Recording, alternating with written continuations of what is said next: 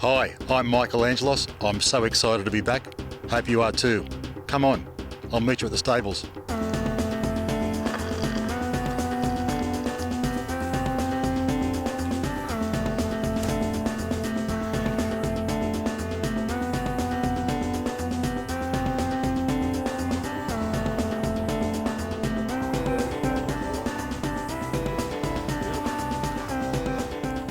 Well, John, it's been a lengthy spell, mate. Welcome back to At the Stables.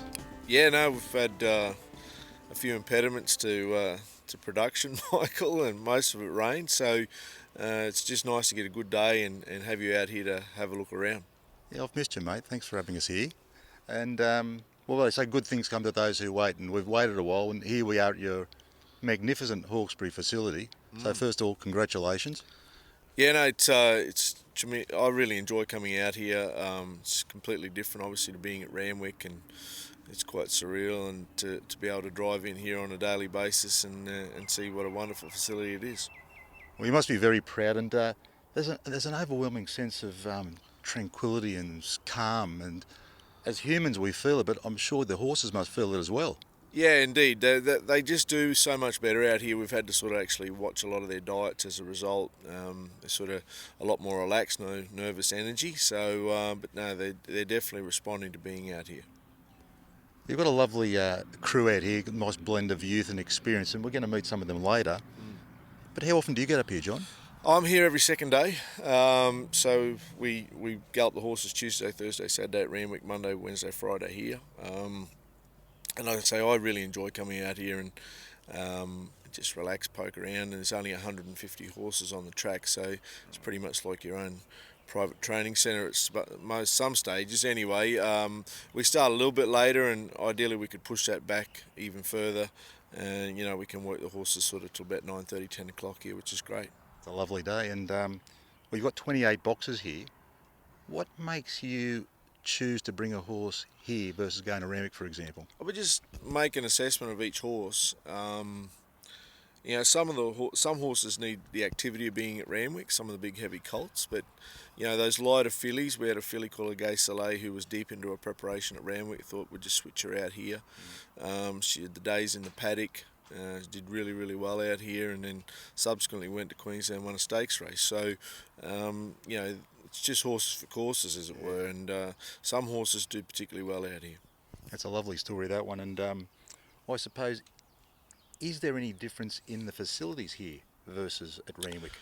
Well, not necessarily in tracks. I mean, you have the poly tracks, which is great, so a horse, there's no differing surfaces in the sense that they have poly here and poly at Randwick, which is great, sand, and there's plenty of grass tracks here, and obviously the fact they don't get used as often because there's so limited horses here. So there's a variety of good facilities here to utilise, and that's why we pick and choose which horses we think are best suited here. Okay. So here's a strange one for you. Are you doing anything differently at Randwick because you've got these facilities here? Well, I think this year we'll probably have more 2-year-old runners. Previously we didn't necessarily have the space at Randwick to sort of, get the 2-year-olds up and racing as I'd like. So this year we've been able to, get a nice program in place for them. Good, like I say, good facilities, and as a result, this year I think we'll have significantly more 2-year-olds. Well, as I know, that's very exciting to hear that, John, I've got to tell you. Can you share a couple of names, maybe some early runners? Well, we've got a lovely colt out of a mare called Veloci Forte by Not a Single Doubt, who we really, really like. He's unnamed yet, although in the manner in which Ron names his horses, it'll be something like Veloci's Doubt. Won't be a lot of thought gone into it. So he's Due respect, Ron. Yeah, he's one horse that's really put his hand up, and but we've got a variety of other younger brigade that we think will probably be active pre-Christmas. Well, there's no doubt, John, the last 12 months has been tremendous in the sense that your prize money for winners, have gone up, prize money's gone up. So certainly looking forward to the next 12 months in spring and autumn in particular. Lovely to be here with you today. Yep. It's a beautiful feeling, as I said. Have you got time for a bit of a look around? We'd love to show you. Well, let's go and have a look, and we may be able to get a couple of John's secrets if we're lucky. Let's go and have a look, John. Cheers, mate.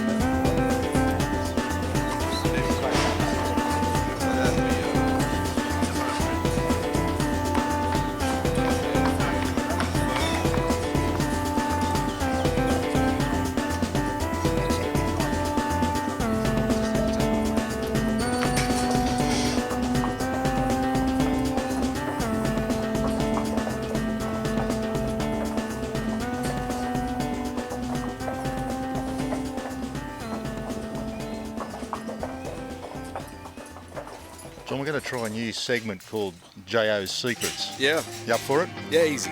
J.O.'s Secret. The other day we were up here and I just noticed, and you were just doing your thing, and I noticed that you walked past this walker and just by sight you said, oh, that was too fast or too slow, I can't remember what it was, Yep, and you just made an adjustment here. yep. Can you explain that little thing? I think, like the horses, they're just those little 1%ers, and so there's a variable dial on there that temperates speed, and for mine they weren't sort of going quick enough, and so just a slight adjustment. We've got a permanent marker there now that makes sure that doesn't happen again. We want to make sure that their heads are at the right height. Sometimes the leads that they have on there are too long, too short, so we've had to adjust all those to make sure that they're just carrying their heads the right way. The colts are not sort of, walking too high with their heads up or whatever. So and you don't want to give them too much length either, so because they can get on the end of a lead, pull back, and so there's plenty of little 1%ers that we need to always be keeping mindful of. And that's why I like to be here on a regular basis, because you just pick those things up and sometimes the staff sort of might miss them. Which is great that you come and as owners, that's fantastic. The other thing, you were here the other day and there was a horse just walking past, and just by you listening, you said something's wrong with that horse's shoe, and I was flabbergasted that you could pick that. Did you learn that in a textbook, or was that just? No, again, it's. I think when I try to teach the stuff, when you look at a horse, most people look at its eyes, but through the area where we have the most trouble is always feet. So when a horse walks at me, I start looking at the bottom, and so consequently, you'll see a joint, or you might see a bit of filling that shouldn't be there, or most importantly, their shoes might need attending. So. And you can also, through you listening, if their shoe's just that little bit loose, you'll know which foot it is. So it's just things that you pick up through time, and again, it's all about attention to detail. Fantastic. And then, of course, there was a horse just walking up, and you said, Michael, come and have a look at this. Can you share that secret with us? No, mate. Look, with all due respect, it's time to go. Thank you very much. Let's go.